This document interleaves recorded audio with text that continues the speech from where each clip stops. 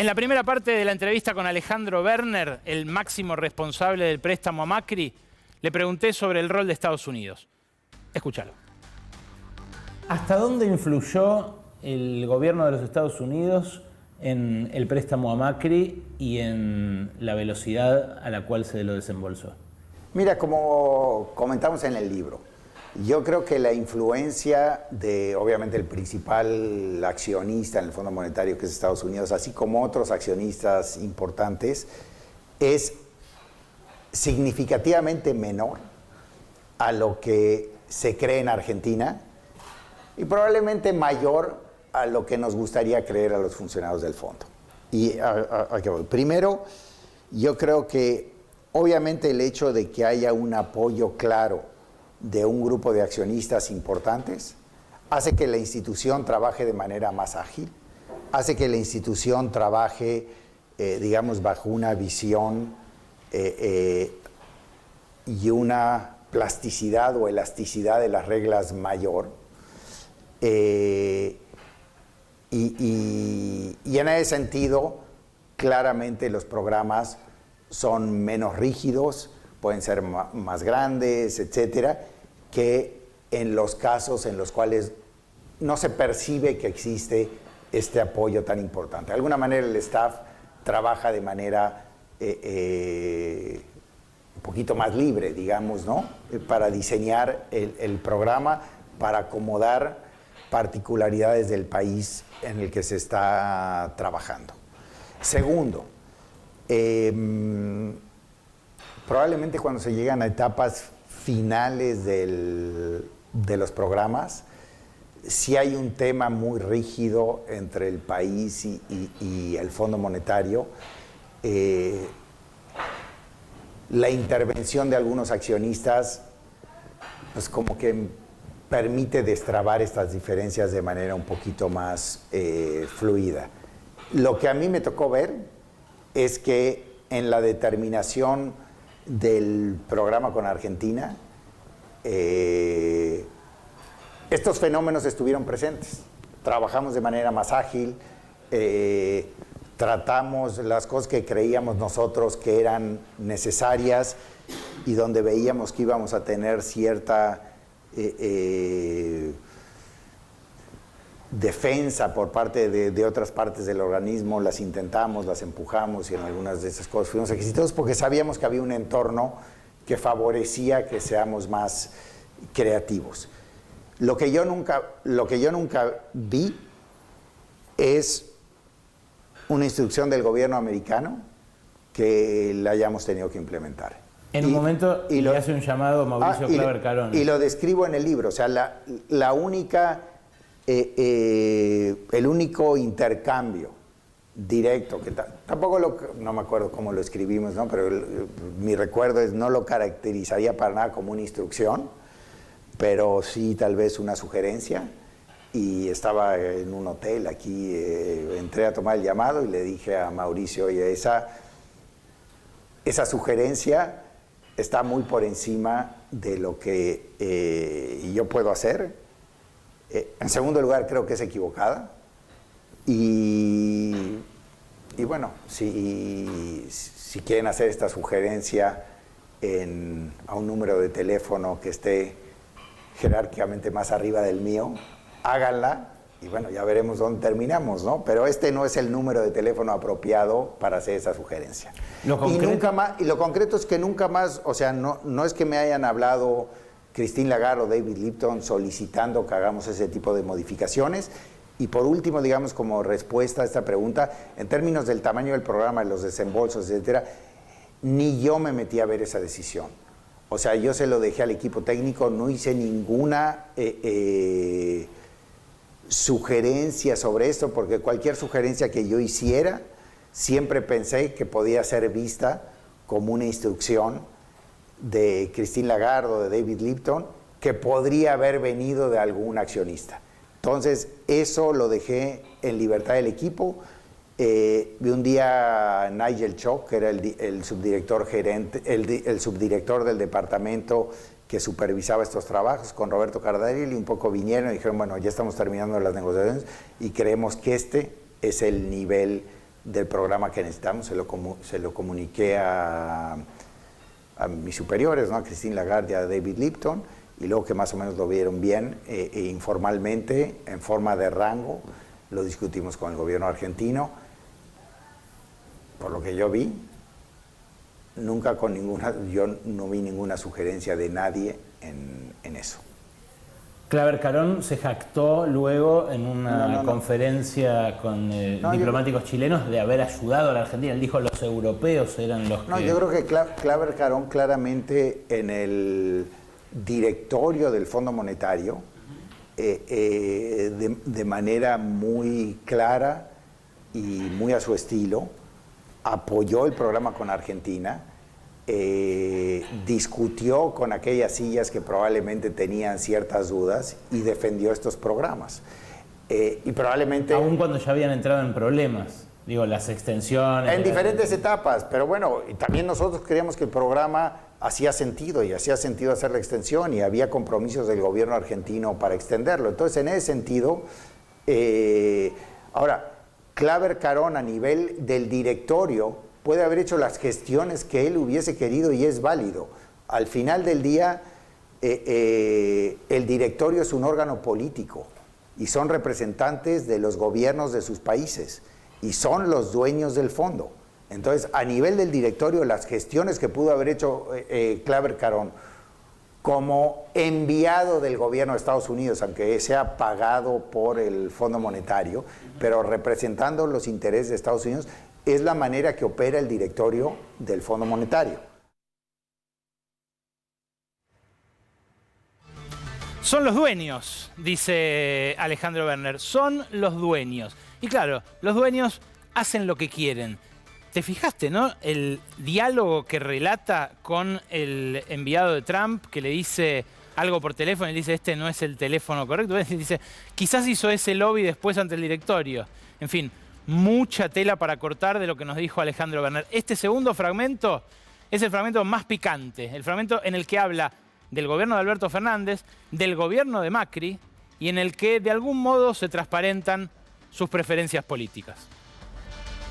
¿Cómo evalúa el hecho de que con una sequía que al gobierno de Macri le costó unos, no sé, 8.000, 10.000 millones de dólares, el financiamiento neto a su gobierno haya sido casi 45.000 millones y que con una sequía que ahora le costó cerca de 25.000, prácticamente la mitad de la cosecha de soja, los desembolsos sean cero e incluso le quieran cobrar en términos netos? Mira, es que yo creo que si este gobierno hubiese actuado de manera diferente, la reacción de la comunidad financiera internacional frente a la sequía hubiese sido totalmente otra. ¿Cuál? No, claro que le hubiesen prestado más, hubiesen ampliado el crédito, pero este gobierno, cuando tuvo exceso de recursos, no los ahorró, firmó un mal programa. Tienes un presidente que no explica, no defiende, no toma cero paternidad de la carta de intención. Deja tú con el fondo, con la sociedad argentina. No le explica a la sociedad argentina qué va a hacer para aliviar los problemas del 50% más vulnerable de esta sociedad. Probablemente está inaugurando una escuela de charango en el norte del país cuando el país está al borde de una situación inflacionaria tremendamente preocupante. Entonces, el fondo tiene ese tema que tú decías de buscar aseguramientos políticos por un espectro más amplio de la sociedad argentina para tener esta seguridad institucional. Bueno, el programa que se hizo con este gobierno no tiene el apoyo ni del gobierno. O sea, la violación de esos criterios que tú mencionaste con el gobierno argentino, con este gobierno, el Fondo Monetario firmó un programa casi que de facto no lo reconoce ni el presidente ni la vicepresidenta. Entonces, es como un poco estéril ir a preguntarle a la oposición si van a apoyar este programa.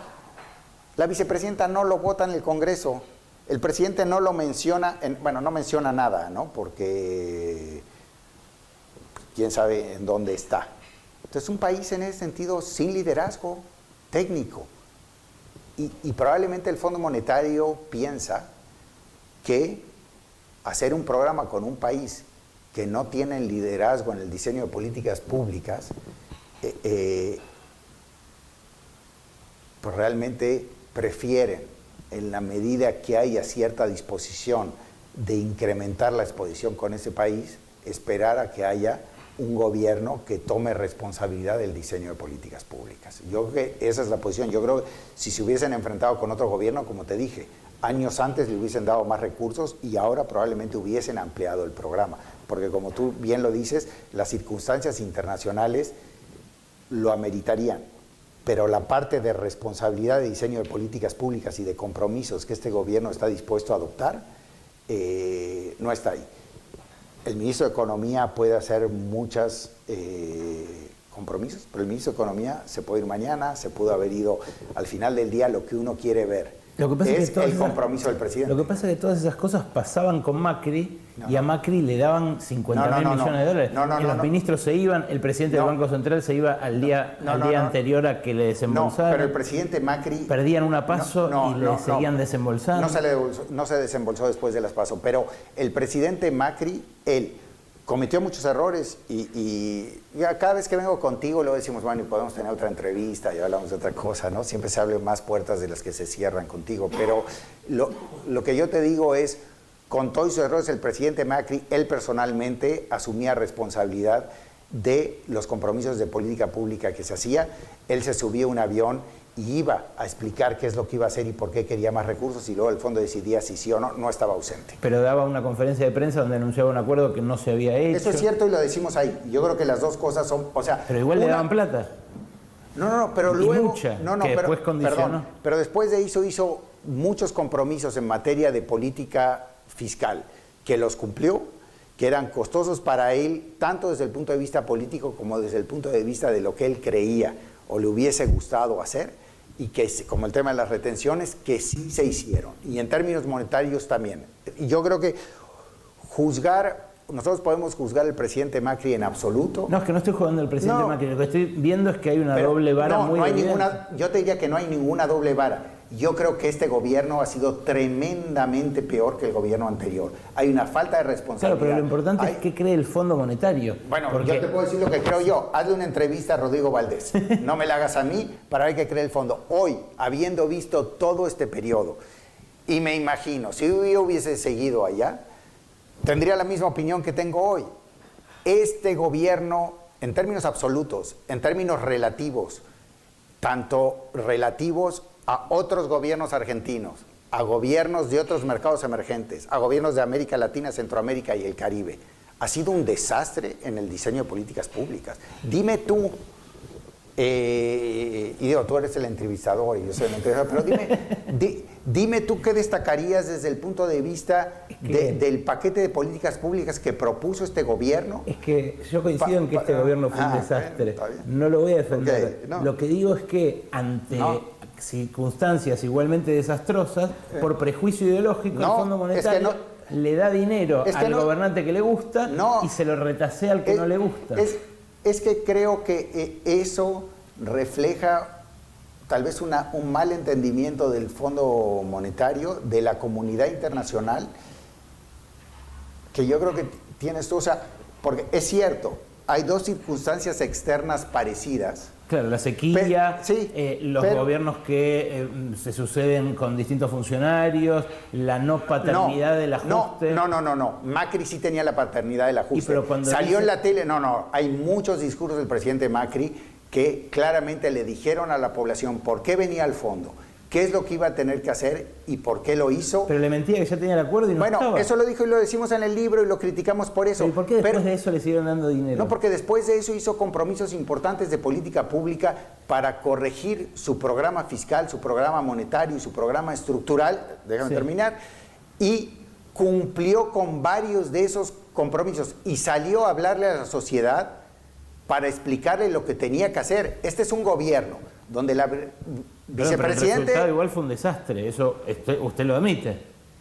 El resultado de esos compromisos no se cumplió. Y también lo admitimos y digamos, especulamos que una parte importante de ese desastre obviamente fue el resultado de las PASO, fue lo que vimos, etcétera, etcétera. Pero lo que digo es... el fondo es incompatible con la democracia. No, si tenía que ganar Macri de vuelta para que las cosas funcionaran bien... No. Lo único que debió de haber pasado es tener un gobierno un poquito más responsable, que es lo que yo creía que iba a ser Alberto Fernández. Eso, por ejemplo, en Jamaica. Tuvimos un programa con el Partido Laborista, luego llegaron los conservadores y tenían todo una crítica al programa del fondo en la campaña, nos llamaron, fue la jefa de misión y dijeron, a ver, ¿cómo cuadramos nuestras propuestas de campaña con el programa del fondo? Pum, pum, lo hicieron, continuaron con el programa del fondo y Jamaica de menos regresó a los mercados internacionales, coloca bonos en los mercados internacionales y tiene estabilidad cambiaria, monetaria y financiera. Entonces, la visión del fondo era que con Alberto Fernández íbamos a ver eso. No lo vimos. Entonces no es que sea incompatible con la democracia. Creo que también el fondo además tiene que ser hasta más agresivo en tomar riesgos políticos. Por eso tiene el estatus de acreedor super senior. Entonces hay que decir, oye, si un gobierno quiere hacer bien las cosas, pero hay un riesgo de que en una elección luego venga otro gobierno, ni modo, hay que apoyar lo que creemos que son buenas políticas. Si luego viene otro gobierno, con tal de que nos pague, que es lo que ha pasado a través de la historia, porque la tasa de morosidad del fondo es bastante baja, pues ya está, fue una mala operación, pero la comunidad internacional estuvo detrás de una propuesta de políticas públicas que la comunidad internacional cree que es buena para los habitantes de esa sociedad, y como es buena para los habitantes de esa sociedad, es buena para el mundo, es buena para sus vecinos, etc. Y eso, al revés, probablemente lo hace un instrumento para apoyar un entorno más democrático. Justo se picó ahí.